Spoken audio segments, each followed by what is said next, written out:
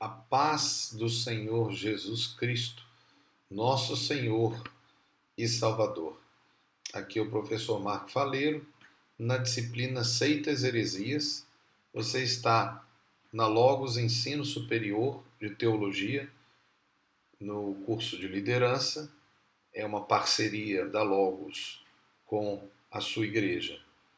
E esta é a quarta ava da aula dupla 3, que é a aula 5 e 6, sendo a primeira parte da aula 6. Nós estamos a tratar acerca da visão histórica das igrejas em Angola, considerando esse aspecto como essencial para uma análise em Angola do que é seita. E é claro que ao verificar o que é seita, considera-se sim o aspecto da heresia. Mas o aspecto histórico é fundamental para se criar uma imagem correta do que aconteceu. Então, voltando à situação histórica ecumênica de Angola, e nós já falamos o que é ecumenismo na ava anterior, nós não tínhamos só a AEA e a SICA, né? Nós tínhamos também o Fórum Cristão Angolano, que é a FCA, a Aliança de Igrejas Africanas, a AIA, e o Conselho de Pastores, que é a OPEA, e que inclusive ainda atua nos dias de hoje. A AIA, ela foi fundada em 1994 e ela tinha essas igrejas que nós já citamos, mas vamos citar aí agora a listagem mais atual. Então nós temos a ADP, a CBA, a IEPA, a UEA, a IEA, a IELA, a IESA, a ICA. Você pode ler aí os nomes, né? Estou lendo só as siglas. Nós temos também a ICA, a ICEPA, a IEA, a IEABA, né, que é Avivamento Bíblico, a IEPA, que é a Pentecostal, a IESA, IPA, que é Presbiteriana, né, a IRP, que é Redenção Pentecostal, a Vinha e a Bíblica da Vida Profunda. São 17 o total das igrejas que nós encontramos aqui, né? E nós temos também outras associações, né, que se formaram nesse período, né? Então nós já falamos o Fundo Cristão, a Aliança de Igrejas Africanas, mas também podemos falar de outras associações que também não significa que sejam só as evangélicas, do ponto de vista religioso de Angola, como a Conferência Episcopal Angola e São Tomé.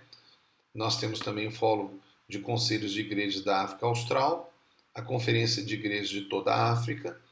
Aí nós temos o Conselho Mundial de Igrejas, ligado à SICA, o Comitê Intereclesial de Paz em Angola, né? Então são várias as associações que se formaram e que procuravam representar as igrejas ou os grupos religiosos, mas basicamente de origem cristã, né? Mesmo que alguns não sejam de fato cristãos, do ponto de vista nosso, evangélico.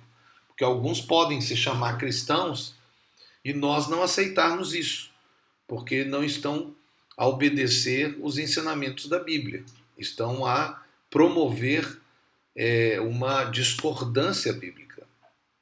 Em 1991, vem uma lei que regulariza o direito de exercício da liberdade religiosa. Então é uma primeira tentativa, né, de regularizar com a ideia da liberdade religiosa.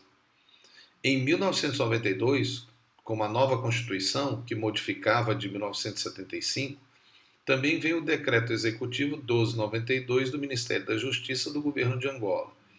Está no Diário da República, série 7, de 14 de fevereiro de 92, reconhecendo pelo menos 50 igrejas cristãs.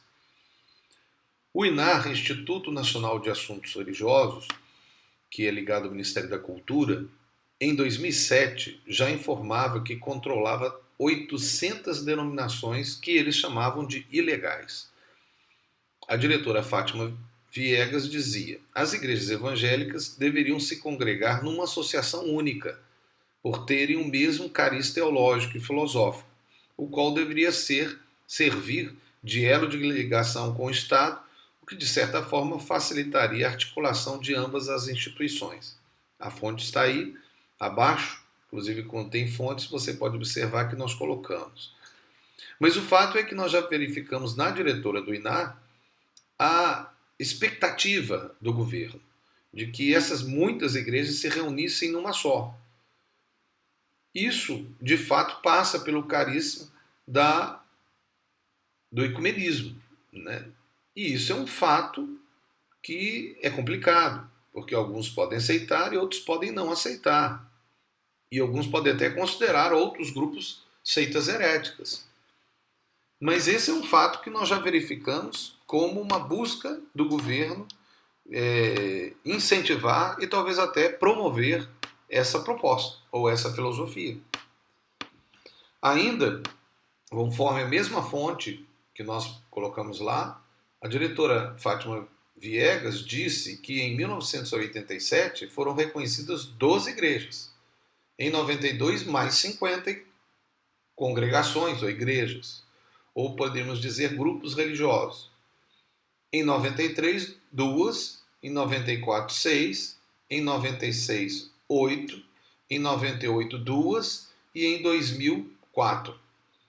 Todas as vezes que você quiser parar a aba para anotar, faça isso. É simples, é só parar. Mas seguindo essa lista que você acabou de ver, você percebe que de 87 a 2000 houve apenas 2 momentos em que houve um número maior, e o número maior, sem dúvida, foi em 92. Mas sempre houve uma certa dificuldade de legalização, o que trouxe aquilo que é chamado de ilegalidade.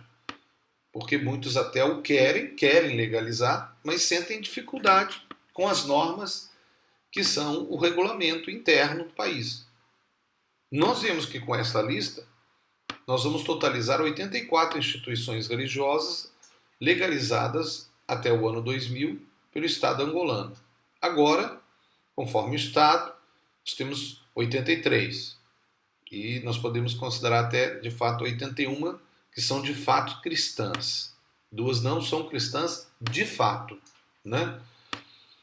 Mas outras igrejas consideradas messiânicas pelo INAR, é o INAR que assim o chama, das 83 oficiais, temos 2 que não são cristãs. Nós vamos mostrar ela um pouquinho mais à frente.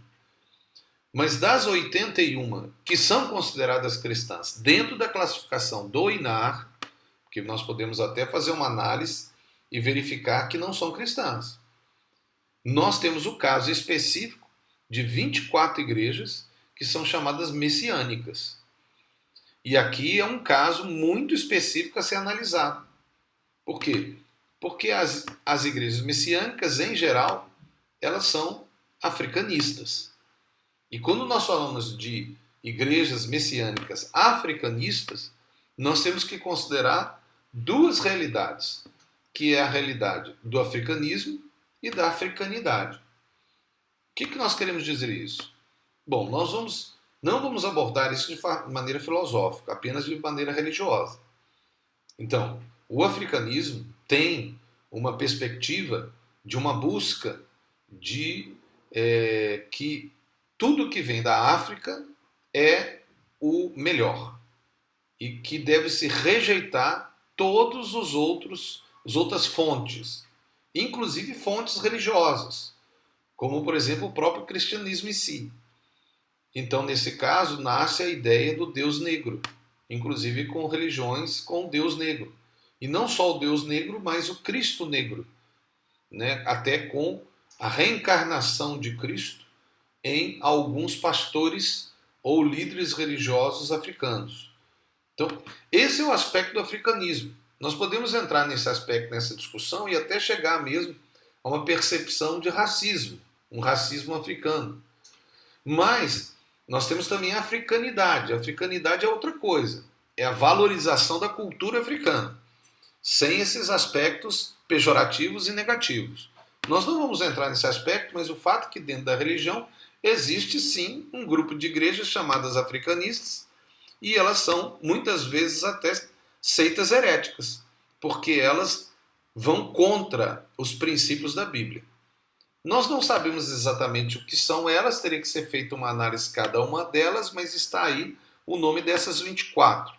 Né? Então está aí a Igreja Apostólica, Africana, Fraternal, Fraternidade de Pentecoste, a Missão Evangélica do Espírito Santo, a Igreja do Espírito Santo, a Igreja do Catequismo de Jesus, a Igreja da Nova Teologia, de Jesus Cristo do Espírito Santo, Evangélica do Espírito, Evangélica da Paz do Espírito Santo, o Centro da Devoção, a Igreja Cristã União, a Igreja Teosófica, que é um aspecto interessante porque ela é classificada como cristã, mas em geral ela não é cristã porque ela é espírita, a Assembleia Espiritual, a Igreja de Jesus, a Igreja do Deus Vivo, a Igreja Profética, a Igreja Sagrada Esperança, Centro de Devoção, a Igreja dos 12 Apóstolos, a Igreja do Messias em Espírito Santo. Então aqui vamos parar nessas 20, depois vamos chegar nas outras duas, mas o fato é que esses são os nomes, você pode até parar depois e anotar, mas isso tem que ser feito uma análise, porque se o governo chamou de messiânica, não significa que elas são um messianismo contra a palavra de Deus, pode ser que não seja, tem que ser feita uma análise, mas aí está classificado pelo governo, então merece uma análise específica. E aí nós temos a igreja quimbanguista e a toquista, que basicamente a toquista, inclusive, tem a 22, 23 e 24, né, que são 3 divisões do toquismo. Mas as duas são basicamente não cristãs. Por quê? Porque fazem a reencarnação de Cristo e creem em alguns aspectos sincretistas, como os vates. Né? Então são coisas que devem ser analisadas, têm origem cristã, é um fato, mas muitas vezes não são cristãos. Entretanto, encontramos também os movimentos registrados como cristãos, como a Igreja Católica, os Adventistas do Sétimo Dia, que são na verdade, duas instituições, os Mormons, que não são cristãos, porque eles não são seguidores de Jesus, os Testemunhos de Jeová, que também não são cristãos, mas tanto os Mormons como os Testemunhos de Jeová têm origem cristã, apesar deles não serem cristãos de fato, porque não são seguidores de Jesus Cristo.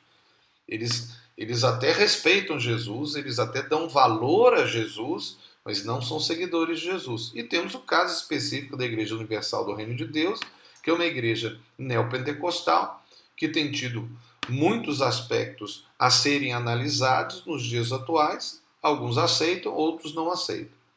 E por fim, nós temos as duas que não são, de fato, igrejas cristãs, né? Poderia ser colocada a teosófica também, mas é a fé Bahá'í e a Igreja Messiânica Mundial. Temos, inclusive, no nosso meio hoje a Igreja da Unificação, do Reverendo Moon, que não está registrado, mas que não é cristã e que se diz cristã. Podemos observar, assim, que a análise do que é seita em Angola não passa pelo aspecto legal. Esse aspecto é só classificatório e auxiliar, pois a análise tem que passar por um estudo sério e amplo da dogmática e da história do grupo religioso. Então está aí mais um pouco de material para análise dos irmãos. Aqui o professor Marco Faleiro, na disciplina Seitas e Heresias, do curso de liderança. Você está na Logos Ensino Superior, em parceria com a sua igreja. Deus abençoe a sua vida, em nome de Jesus. Amém.